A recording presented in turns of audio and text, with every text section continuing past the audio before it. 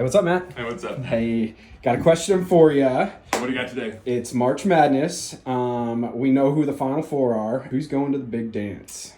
I think I'm going to have to take the Owls versus the Hurricanes, with the Owls upsetting. So I got FAU. FAU for the win.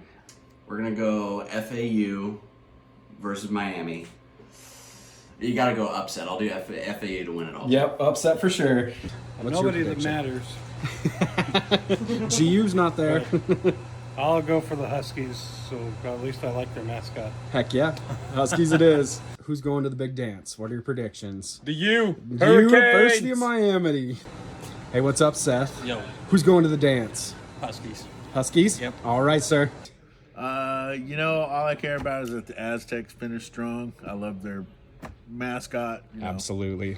What are your predictions for the big dance? I think the final two were going to be San Diego State and University of Connecticut, but I think San Diego will take it. Heck yeah. What's your predictions for the big dance?